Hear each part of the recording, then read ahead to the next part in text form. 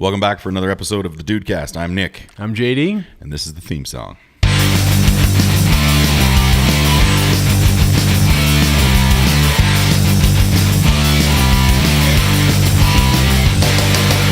All right, welcome.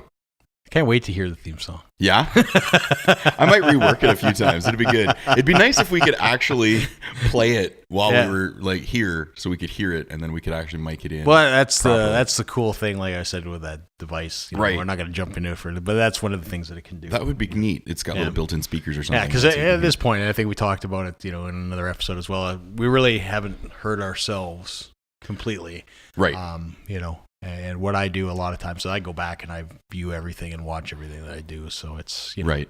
to hopefully build and make myself, stronger, faster, better. Yeah, exactly. Well, yeah, no, the only way you can progress, of course, is to see where you've been, right. To watch what you've done, to pick up on little things like the likes, the ums, the ahs. Oh, yeah, and that's terrible. And clicks and twitches and things you might have. I used to have this horribly annoying habit when I first started doing YouTube back in 2010. Did you 2009. Do this? No. No. For those of you listening, I'm imitating Dumb and Dumber. Lloyd Christmas. Yeah. Fantastic. No, I used to and now I'm thinking about it, so I'm saying So I used to say a lot more. Right. But I used to do this every time I'd talk or start to say something, I'd kind of like set my tongue. I don't even know why I did it, because I never, in my real life, I would never do that talking to people. Right. But I was on camera for some, A lot of times I think, some of the things that people do, and myself included, are to gain time. Like, you're kind of gathering your thoughts, and you don't have, it's not like you're reading from a script. It's not like your thoughts are completely 100% hashed out. You're kind of, doing some mental gymnastics in your head, trying to get through there. And sometimes you don't necessarily have the best words. So a lot of times you will use filler words. Right. Being one of the biggest ones for a lot of people. Absolutely. And you will, go on there. I've had comments on a couple videos. It's like, you've said this a few times. And, like once I think I said basically about a dozen times. And, apparently. And it's just, you're just trying to gather your thoughts. Because it's one continuous thing. If you do, stream. If you have a large set and large director and you have a lot of things going on, and this is obviously not live, sometimes you have the opportunity to, kind of sit back and do things, but, that's, a lot of time. And a lot of times you have to have somebody sitting there, like a director or person saying like, okay, we're going to have to re-go through that. Right. Yeah. Well, and exactly. If you've got lines that you've learned, or even a basic outline of a script of you need to get to these points and these things to say, it can be a lot easier to just to spout it out it comes. But if you're, as you said, to your point, if you're thinking about and doing mental gymnastics the entire time, you generally tend to buy yourself some time with the ums, the ahs, the clicks. Although I'm a terrible line memorizer or reader, because anytime it's line, line, 2 words in line, right, not good. Yeah, acting is not my forte. No. Well, silent movies maybe, but not.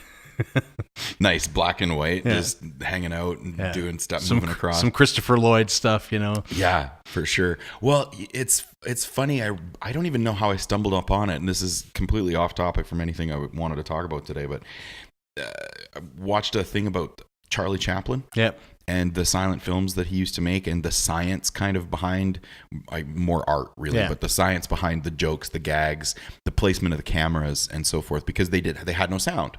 Yeah. So what do you have to do to be able to set up a visual joke?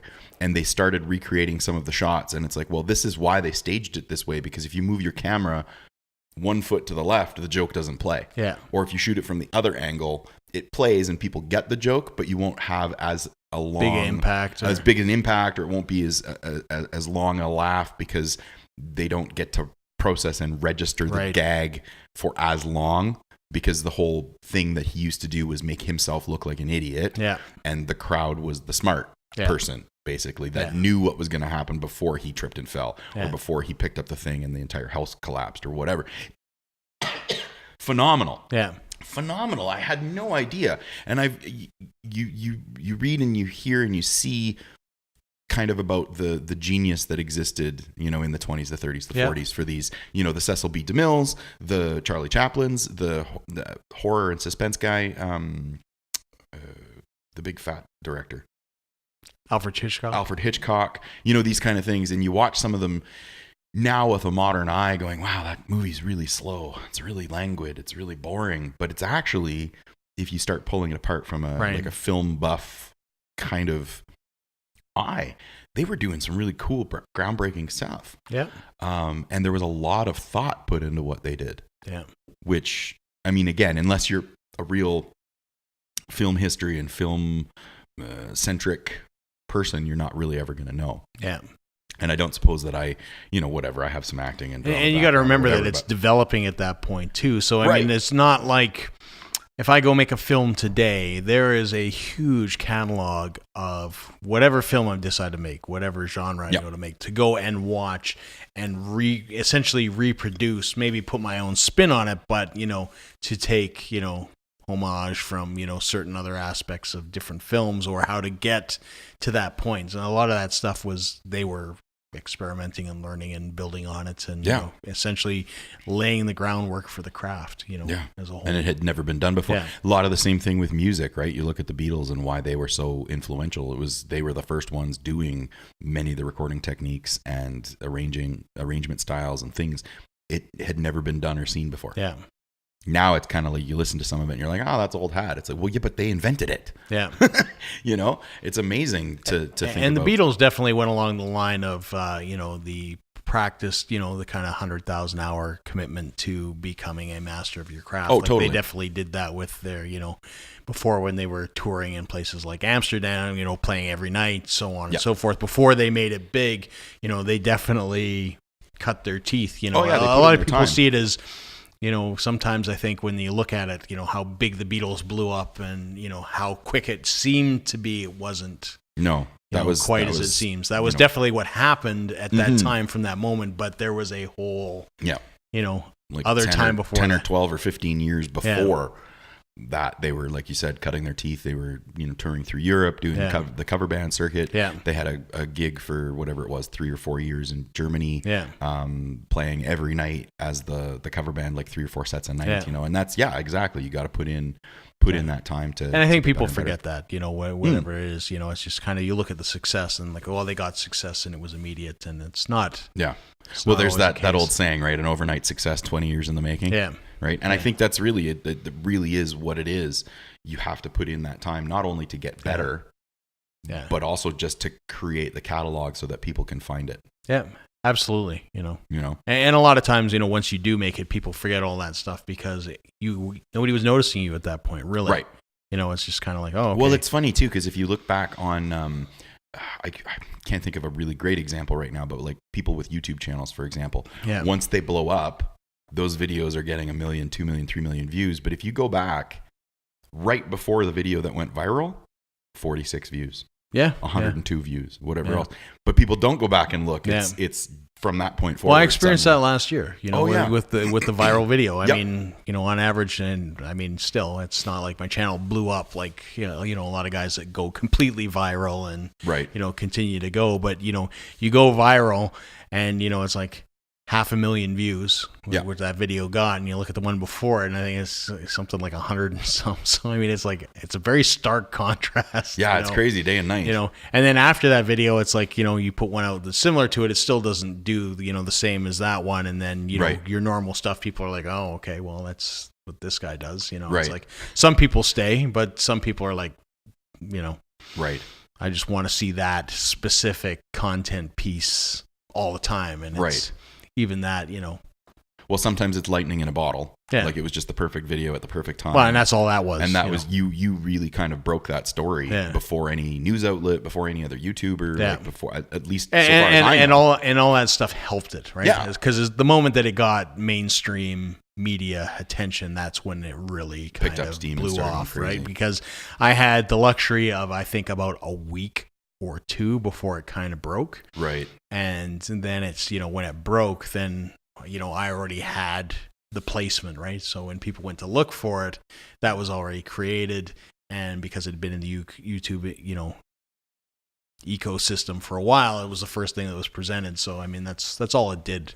Yeah. It was just, pure luck. I say that all the time. It's just pure luck, right? For sure. You know? And there's nothing wrong with that. I mean, I think every person, every creator, every channel, every musician should get or will. I mean, given a long enough timeline, if you keep at it, eventually you'll get your little piece. Yeah. Even if it is a one-hit wonder, hopefully it's not. Like, hopefully you can parlay that or keep building. Yeah. And continue. But unfortunately with music, a lot of times you do, because there's so many moving parts to a band. It's not just me. It's me and a bass player and a drummer and a singer and a whatever. So many things can change between having that hit and then the pressure that comes with it to follow it up. And then you may never get another hit or even another record after that or whatever, right? Yeah. But I digress. So that was, I wanted to talk about, let's just boom, we're going to Monty Python this thing. I wanted to talk about. And now for something completely different. Exactly. I wanted to talk about pet peeves today a little bit. One of the ones that's really been, to quote Peter Griffin, this really grinds my gears. But one of the things that's really been bugging me lately is like self-checkouts at like grocery stores. So you don't like the concept, or you don't like all of it? All of it. All of it. I love technology. Don't get me wrong. I'm a big computer and cell phone, and technology is great and can do many things for us. One of the things that it also does, though, is make jobs redundant. Yeah. So, and I get it. It's cheaper to spend $10,000 or $15,000 or $20,000 on a unit that's going to sit in your store and allow me and you to go in, scan our items, pay for it, and be out in the way. But the problem that I see is that that's putting 1 to 6 people out of a job. And 2, I don't work for you. So why should I be doing a job that you normally pay somebody to do? You know what I mean? Yeah. So like if I use the self-checkout, I should get like a bonus, like a 5% off or a 2% off, just as a nod saying, hey, thank you for bagging your own shit and checking it out for us in a way. Or just do what I do. I just steal the plastic bags. Yeah. Or just steal whatever it is you got anyway. Just walk out. No. But you know what I mean? Like, and it's funny because I'm starting to see now there's a little bit of a trend where they're opening up more and more self-checkout aisles and self-checkout machines, and fewer real life people to actually do that job. Yeah. Like a great example, or I should say a horrendous example, is McDonald's. They're going to like cell phone pre-order pickup or kiosk when you go in. It's like a automatic choose what you want, blah, blah, blah, pay for it right there and then go pick it up. Such that they don't really have anybody working at the counter anymore. Yeah. So again, we're losing jobs for the general community and the economy, but you're also losing that human interaction in the store, right? Yeah. And if something goes wrong or the machine isn't working, a couple times I've had receipts that won't print out. So you're like, well, I ordered food, but I have no proof and I don't know what number my number is. Yeah. Like it creates all these problems. Anyway, I don't know. It irks me. Yeah. On the other hand, I think they're great. Number one, because I hate people. Okay. And it's like if I have to go talk to you, sometimes I just want to punch you in the face. Fair. So it's much better that if I'm going to get angry, it's going to be at a machine. I'm going to punch a machine, right? Chances are that not going to hurt anybody that way. But I'm saying that kind of in jest, but. Kind of, but not 100%. The part of it that I like is that number one, I think, with the invention of this kind of stuff, again, it's true, people are going to lose their jobs over this, but I don't think that anybody in this world strives at any point in their life to, I didn't grow up and say, you know what I want to do? I want to be a cashier at the superstore and have people get pissed off at me when my prices are wrong all the time. Yeah, for sure. And that's going to be my day. And all I do is deet, deet, all day long. I don't think anybody, sort of strives to be that. I think what it does is creates an opportunity for people to maybe go and get better jobs, hopefully. Could be. Right? Or, maybe even within that organization. Like I know that, doing away with cashier is not a good thing, but, it would be really nice, especially, maybe grocery shopping is not the best example because groceries, other than maybe I can't find an item, find somebody to point it out, which is very rare. Something like, Canadian Tire or somewhere like, Home Depot, which also has them, where you want a little bit of information and knowledge. Right. Maybe you can move those people into those jobs and actually have some better coverage that way, where people are actually going to assist you in making some decisions. Yeah. Well, and see, but I think this is getting back to my point of like why it annoys me is because not only are you now doing away with cashiers, but they're also still scaling back on help. Yeah. Like when you go to a Canadian Tire, I go to a Home Depot, I can never find anybody to help me. Yeah. And you ask at the information desk, or you even just ask one of the cashiers, and they're like, I think it might be over there. And that's why you're going to lose all your sales to Amazon. Yeah. At the end of the day. Essentially. So, I guess, my advice to retailers, you can go that to save some money in that, but you need to invest, because in order for me to go to your store, in order for me to, feel like it's worth my while, number one, using my gas and driving there, because if I order off Amazon, it comes to me. I don't waste any gas. I don't really pay anything for shipping. It all comes to me. I just have to wait a few days, Yep. As long as it's not, something that's urgently needed, I can do that. I'm not going to do that. If I feel that you're going to be very, very helpful and help me out, Yep. then by all means, I feel that's part of a service. Yeah. In a well, sense, and this is my point. rather than just a warehouse. Yeah. And this is part of my point, right? Is like the warehouse with the self-checkout. Why am I shopping at your store? Yeah. I might as well buy off Amazon. Yeah. Right. So the brick and mortar stores, I guess this is maybe part of the bigger problem, but the experience at that store has to be miles better than shopping on Amazon. Yeah. You have to give me a reason to go to your store. Yeah. And if the reason to go to your store is just not there, I might as. Tom Segura has a great bit. I don't know if you want. I think it's on Mostly Stories, but he talks about how he knows that people are getting super lazy and basically society's going to shit. Is that you never have to leave your house, and the automatic reclining bed or whatever else. And he talks about it's amazing now because you literally never have to leave your house. You can order everything off Amazon. Yeah. What do I want today? I need some bananas. Yeah. Some wrenches. And an eagle's beak. Yeah. Beep. And then 4 hours later, a drone shows up and shits that stuff out on your door. Yeah. It's amazing. Yeah. And they literally, you can buy everything on Amazon. Yeah. But sometimes, and I mean, we're different people, obviously, but sometimes I don't want to just order online. I want to go and get somebody's knowledge, or I want to just have a conversation or whatever, right? I find especially with older or more vulnerable portions of our population, that interaction that older person might get at the store might be the only time they get to talk to somebody in their entire day. Yeah. Because they live alone, they don't have any kids, or their kids have moved away or whatever.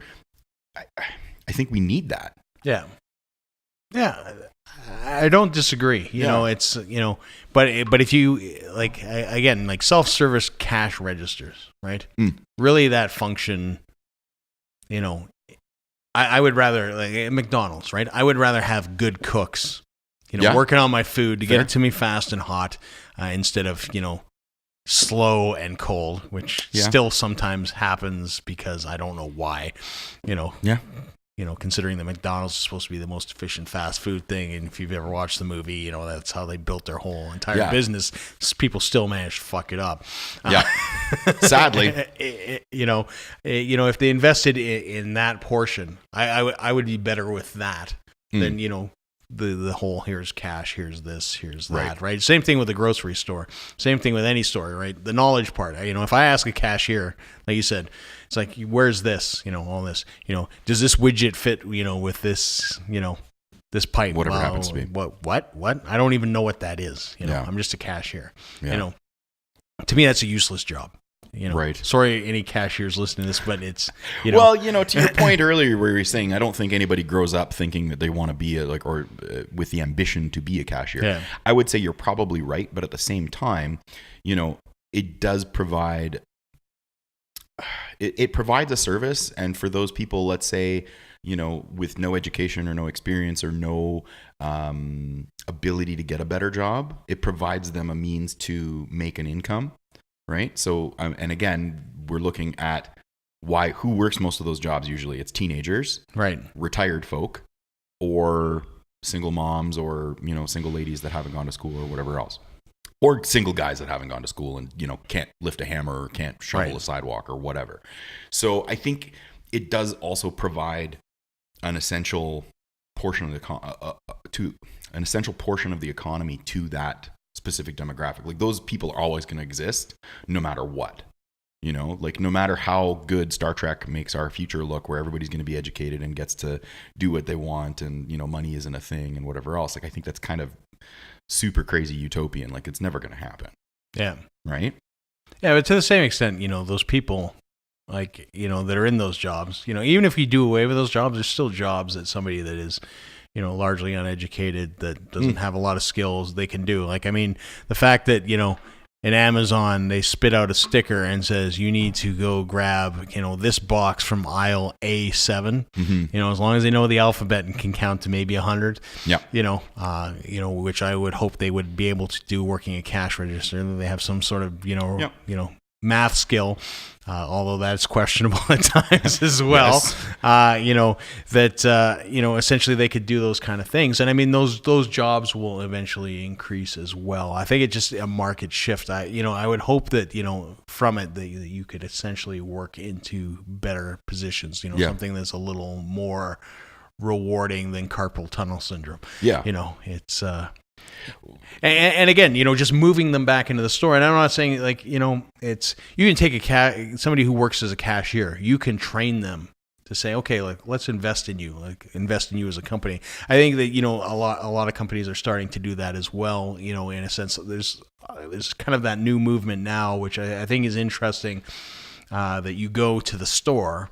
It's not like you can buy the product. Right? They're selling you a product. Right. You can order it and they'll deliver it to you. Right. But you get to test it out. And the person there is not taking your money. They're not a cashier. Right.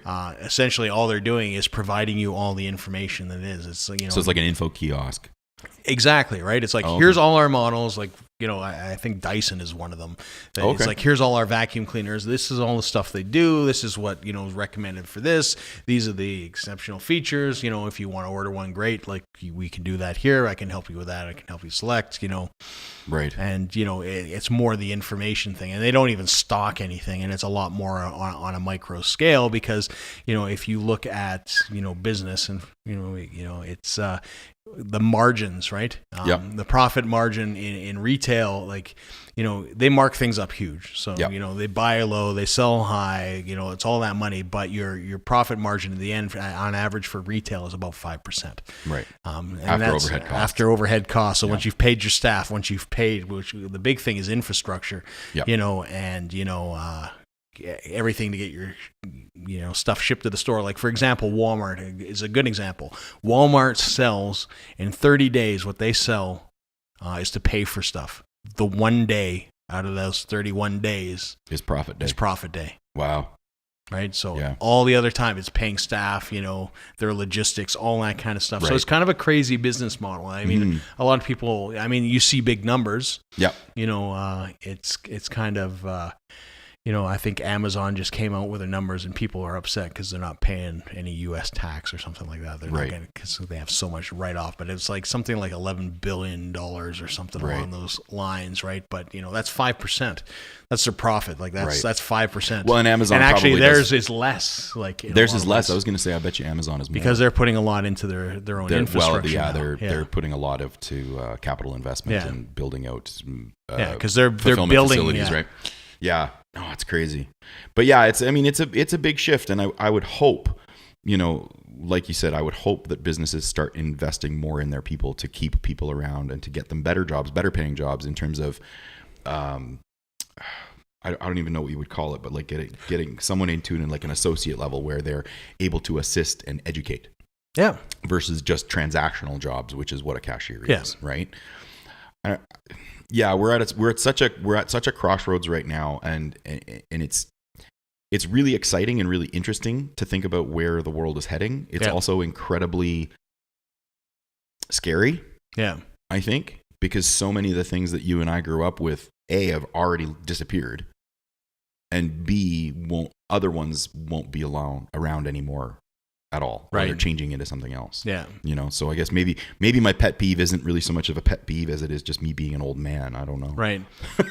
Well, and I mean, culturally it's different as well. Like, I mean, the experience in North America is vastly different than other parts of the world. I mean, you know, like I said, I just went to Singapore and Malaysia, and I much prefer, you know, and everybody there is, you know, there is no self-checkouts and there's no anything like that, but it's also very, very small scale business that doesn't really exist here because it's not, like if you take Calgary, for example, the taxes and all that kind of stuff for the city, for it to have businesses, and things like the downtown core, it kills a lot of small business, like a lot of restaurants and stuff. They just can't. Small exist, businesses can't right? exist. Whereas you go to a night market in Penang, and they just pull their carts out and they cook up a bunch of fantastic food, and that's this is how these people are making their living, and they're charging next to nothing. Yeah. Because the scale of economy is completely different, right? So I mean, it's kind of interesting, modernization and global corporate sort of entities becoming bigger. It doesn't help people in the long run in a lot of ways, right? I mean, a lot of the problems I think that sort of North American society has, and like it's been bad times in Alberta is caused not so much by anything other than sort of global corporations. They're just kind of like, we don't care. Decentralization or centralization of power and of wealth. Yeah. Really, right? Where it is, like you said, it's globalization. It's these huge corporations that are just swallowing one another up and getting bigger and bigger and bigger. And the only thing that they care about is numbers and profits. Yeah. And if that numbers and profits have to be got by, the backs, not even the sweat, but like the sacrifice of average everyday people, then they're totally cool with that. Yeah. Wow. We went down a rabbit hole. Oh yeah, yeah. and those machines, like if you go back with our discussion of self-checkouts, I mean, they're not cheap. No, that's what I'm saying. It's like $15,000-$20,000 for but those as an investment over $15 an hour, which would be minimum wage here, over the period of however long those machines last, it's well worth it, right? Yeah, because they can work 24 hours a day and don't need breaks and don't need benefits, don't need health care. I get it. I understand the business reason for it. It's a bummer to me. Yeah. I just wish those companies would, instead of just completely doing away with stuff, invest. In their business, in the sense that, like I said, customer service goes a long way. If people feel that, it's helpful and, well, you mentioned Singapore, and I mean, I lived in Japan for 5 years, and the level of service there is so far and above beyond what we've ever seen in North America, or at least in our lifetime. Yeah. Perhaps in the 30s, 40s, 50s, maybe it was better, but like we can't even conceive of the type of service that they give to the customer in those places. And it's funny, if you watch shows from England from like the 70s and 80s, like that level of service was still there. I feel like even up until the 90s or early 2000s, like if you watch movies like Love Actually, how they have the clerks in the store and kind of what they do for the customers and whatnot. I feel like that's still there, but again, it's economies of scale, and it's like, how many people do you have and whatever. Like a place like Canada, I don't think it exists as much anymore in the UK. If I talk to family that are still there, they'll tell you that things have service has become absolutely atrocious. And I mean, part of it is that the other thing is that I will say this to anybody who does any kind of job anywhere, things like a cell phone, which is a great device. It's great for me and what I do in my business, because I'm always kind of connected when I need to be connected. But there is a time and a place for it. Oh yeah, 100%. And when you're ringing somebody through and you're texting underneath, it's I'm not going to care. You know. I'm not going to care that you get replaced by a machine. I'm really not going to, right? If you can't even say, hey, how are you doing today? Mm-hmm. I'm not going to care if they replace you with a machine. Yeah. If you guys say, thank you, have a nice day. There's really nothing. That's like, you're not a greeting and a farewell. It's like, hey, I don't think I could say this probably 100% sure. I don't think I have ever gone to Superstore, because that's where I do my grocery. I don't think anybody has ever said to me like, thanks for shopping at Superstore. I hope we see you again soon. Yeah. Holy fuck. Yeah. Holy fuck. Can you imagine? I might die of shock. Like, you might kill a customer if that ever happened. But could be. Could you imagine if everybody did that and they really meant it? Like, I mean, let's just put out a full hypothetical. The machines are coming. They're going to take your job. right? Yeah, exactly right. But if your boss said, you know what, be nice to everybody and be a decent human being and greet and enjoy being there and have a good job, and we'll treat you really, really well. We'll pay you well. We'll pay you a great living wage. And all you have to do is, greet people, have some good, small talk, send them on their way and do that. You think people would do it? You'd hope. But I bet you they wouldn't. Well, and that's, unfortunately, we've tapped into a bigger problem than you and I are ever going to be able to solve in a 30-minute podcast. But you're right. It's a bigger problem of people wanting to be on these devices 24/7 because they enjoy that addiction. Life. Right. Their life there, whether you're playing, I don't know, video games and you're playing a role-playing game and, that life is that much more exciting than the life, or your Facebook life, you're a lot more popular than you are as a cashier. Yeah, absolutely. Or, on Instagram, people like how you dress, but, whatever it happens to when be. When you're wearing a uniform at, the checkout, it doesn't work for you very well, people want to be there as well, but the truth of the matter is you're going to do yourself out of a job. Out of a job and out of an experience, just in general. But yeah, it's a general, because we're still, it's only been 10 years really since smartphones landed, in North America. So I feel like there was an article that came out, I feel like just before Christmas, talking about 2018 was the year for cell phones. Yeah. Like that's it. We've reached the peak. A, they're not getting any better. And B, they've hit saturation. You obviously didn't watch the Samsung launch of the S10. No. So the big thing that they've done, which is, kind of the new thing. I looking at it, it's like kind of like, really? They've got a cell phone. It folds out. So it's like a tablet. So what do you mean it folds out? So the screen is hinged. Okay. So it's a flat screen when you fold it out, and when you close it, it's got a little screen. So you can use it like a phone like that, but if you want to sit down and, watch Netflix, you can open it up and you've got a tablet-sized. Huh. So it unfolds. Right. The price, $1,980 for it. Holy I know. It's they call it a luxury. It's kind of interesting, and I guess we could talk a little bit about tech since we've kind of gone this thing, and it's a dude thing anyways. Yeah. Most dudes like tech. So, $1,980 for a phone. Getting to the point of, as far as I'm concerned, ridiculous. Until they get it to a point where that's going to take place of my computer as a whole, which it won't for some time. It's getting, a little bit, ludicrous. And they called it, what I like is they labeled it a luxury device. Right. What's the luxury that I can fold it out? It's got a bigger screen, until you get the functionality, it's kind of. Well, I don't understand. So the screen. So is it literally just two screens that are hinged together? It's one screen that's got kind of a weird bendy hinge thing. So I don't know how they've done it. It's a foldable screen. Sure, but I just don't see the use of that. Right. Especially it's a bigger space. I guess like I said, if you could do better things, like if your iPhone could do, I don't know what you do on a computer on a regular, like music-wise, maybe if you could use Pro Tools on it, right? Or Reaper or whatever you use to edit music. Well, it could make it entirely more functional, but at the same time, I wouldn't do it because the screen is so small. Yeah. So I guess that's where this fold-out thing is coming in, or at least what they're thinking. But if at that point, why wouldn't I just get a tablet? But then if you could fold it and then fold it and then giant origami, and then you have this giant tablet, and then you can put it in your pocket, maybe. A foldable, the foldable LCD or LED newspapers that they've been talking about for. So you can start with the little Zoolander phone, and then you can fold it out. You could have a giant desktop Mission Impossible, kind of move it around with your hands, interactive. My prediction, mark my words, my prediction for this Samsung, what are they calling it? Fold. pretty. That's the worst name ever. But okay, so my prediction for the Samsung Fold is that it's going to go the way of the Apple Apple tablet from '97.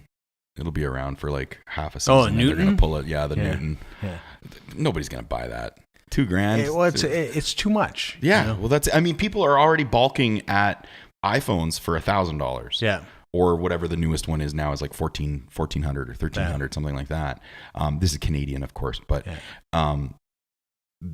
again, getting back to that point, saying 2018 was pretty much, that's it. Everybody's got a cell phone. They're already kind of at their limit of what they're going to be able to do, and people are kind of now not giving up on them, but like moving beyond it. Right. Like it's like, okay, well, what's the next big thing? And obviously Google Glass was, I think, probably the next logical extension of technology and the human body. Like, how do we augment reality so that we can get more information, whatever else? I don't think the so tech you want to be a cyberpunk is what I'm hearing. Oh, 100%. Yeah. I'll be the first one. If they get implants, like, hook me up. Let's go. But I feel like that's kind of the next evolution, and they weren't quite there yet with the technology that they had to be able to implement it. I think that's still a very good idea, and I think that's probably going to be our next. Because if you look at Apple Watch, one of the way that they're or other smartwatches, it doesn't have to be Apple, but the portability, ease of use, and instantaneous. Oh, I can check a message, I can check a time, I can send a text if I need to or whatever, and I don't have to rely on my phone. I think that's where kind of tech is going.